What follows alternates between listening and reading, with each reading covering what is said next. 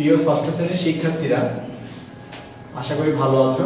আজকে আমি easy education BD এই চ্যানেলটির পক্ষ থেকে গণিত বইয়ের 2.2 অনুশীলনীর 6, 5, 6 নম্বর অঙ্কটি এই ভিডিওটিতে করব। দেখো 5 এবং 6 নম্বর অঙ্কগুলোর মধ্যে 5 নম্বর অঙ্কটিতে রয়েছে, দেখো একটি স্কুলে 500 জন শিক্ষার্থী রয়েছে, ছাত্র এবং ছাত্রী উভয় মিলে 500 জন রয়েছে। তার মধ্যে ছাত্রী রয়েছে 40%। তাহলে ছাত্র সংখ্যাটা নির্ণয় করতে বলছে। আচ্ছা, আমি সাধারণ একটি অঙ্কে আসি যে পার্সেন্টেজ। দেখো ছাত্রী রয়েছে 40%, তাহলে ছাত্র কত পার্সেন্ট রয়েছে?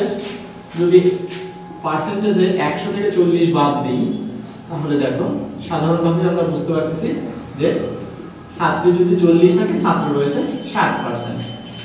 তাহলে দেখো এখন 60%, তাহলে ওই স্কুলের ছাত্রী মানে ছাত্র সংখ্যাটা কত? 500 জনের মধ্যে আমরা বের করতে হবে।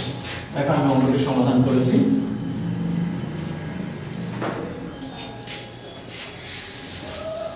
ছাত্রী সংখ্যা 40%, তাহলে ছাত্র সংখ্যা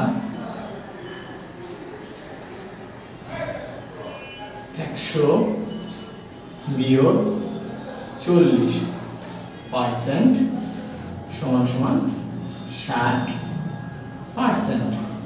তাহলে দেখো 100 জনের মধ্যে ছাত্র রয়েছে 60 জন, তাহলে 500 জনের মধ্যে কতজন রয়েছে আমরা বের করব, বা 500 এর দেখো 100 জনের মধ্যে ছাত্র রয়েছে 60 জন, তাহলে একজনের মধ্যে ছাত্র রয়েছে, দেখো অবশ্যই ভাগ হবে 100 ভাগে 60 জন। অতএব দেখো মোট ছাত্র সংখ্যা দেওয়া আছে স্কুলের শিক্ষার্থীর সংখ্যা 500 জন, তাহলে 500 জনের মধ্যে ছাত্র রয়েছে 60 গুণন 500 সমান সমান ডিভাইডেড বাই 100। তাহলে এই 2 শূন্য আমি কেটে দিচ্ছি, 5 6 30, 5 6 30, আর একটা শূন্য থাকে, তাহলে 300 জন। তাহলে ছাত্র সংখ্যা 300 জন। দেখো এটা আমি এখন শর্টকাটে আমি একটা করে দিচ্ছি। যদি এমসিকিউতে এই অঙ্ক থাকে, সাধারণত থাকে, তোমরা কি করবা? দেখো 40% ছাত্রী হলে ছাত্র 100 বিয়োগ 40% সমান সমান 60%। ছাত্র সংখ্যা 60%। তাহলে দেখো 60% ছাত্র, তাহলে 500 জনের মধ্যে ছাত্র 60 এর 100%, মানে আমরা জানি হর হচ্ছে 100। তাহলে আমরা এটা কেটে দেবো, এটা কেটে দেবো, 5 6 30 আর শূন্য এখানে জন লিখে দেবো, তাহলে এটাকে 300 জন। আমরা শর্টকাট পদ্ধতিতে এইভাবেও করতে পারি। দেখো 5 নম্বর হয়ে গেছে, এবার 6 নম্বরটা দেখো। ডেভিড সাময়িক, মানে প্রথম সাময়িক দ্বিতীয় সাময়িক পরীক্ষা 900 নম্বরের মধ্যে সে 600 নম্বর পেয়েছে। তাহলে সে শতকরা কত নম্বর পেয়েছে? তার মানে 900 এর মধ্যে যদি 600 পায়, তাহলে শতকরা সে কত নম্বর পেয়েছে? এইটুকু আছে একটা খণ্ডে। তারপর বলছে মোট নাম্বার এবং প্রাপ্ত নাম্বারের অনুপাত। মোট নাম্বার 900 এবং প্রাপ্ত নাম্বার 600, এর একটা অনুপাত বের করতে হবে। তাহলে আমি প্রথমে আগে শতকরাটা দেওয়া আছে, দেখো দুইটা পদ্ধতিতে দেখো শর্টকাটে যাব। 900 নম্বর থেকে পেয়েছে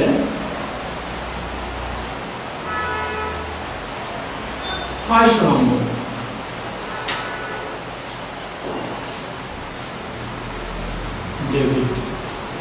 তারপরে দেখো একের মধ্যে যেহেতু কত নম্বর পেয়েছে তাহলে অবশ্যই ভাগ হবে 600 ভাগ 900 নম্বর।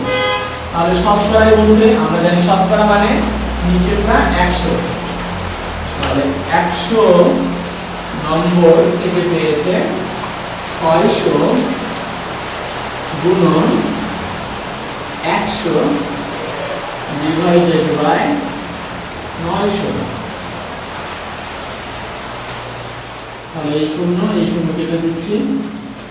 তাহলে দেখো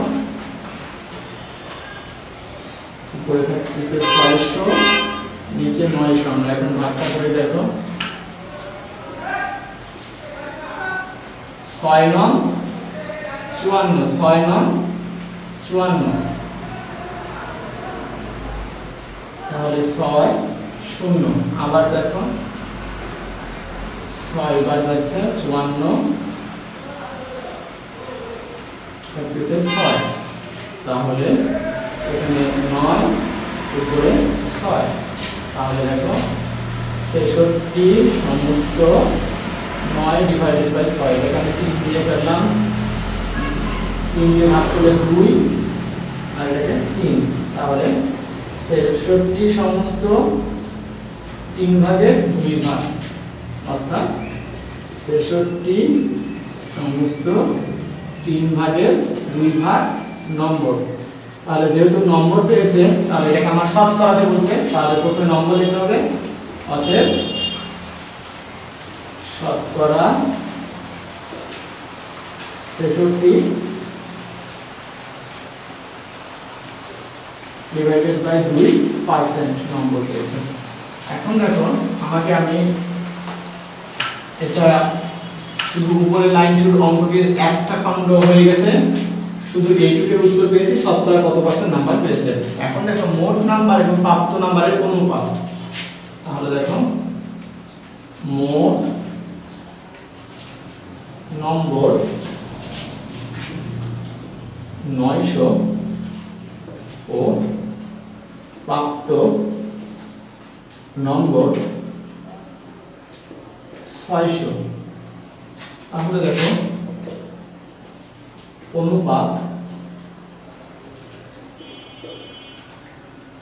900:600।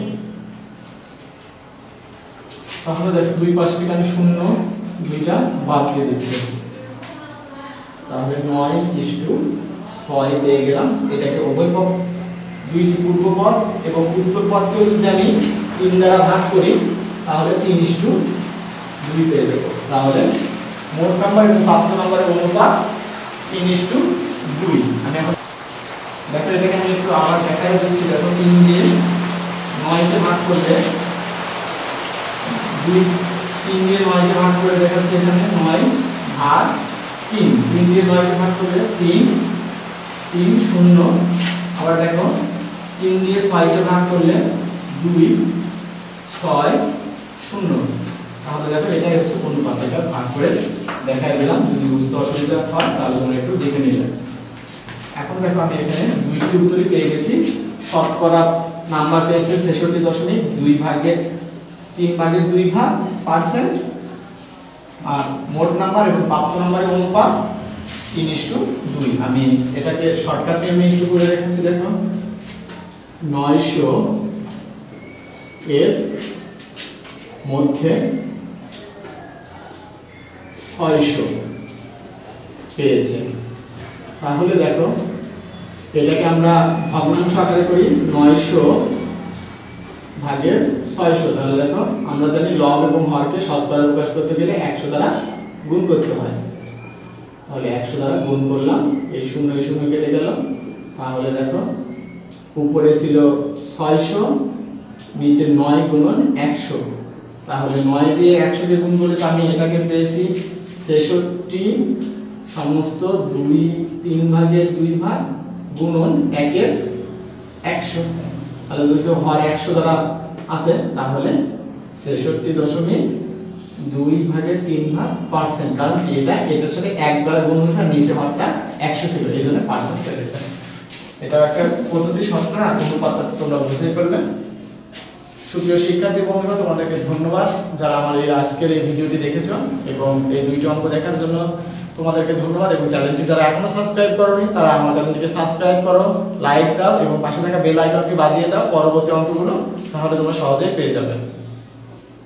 ধন্যবাদ সবাইকে।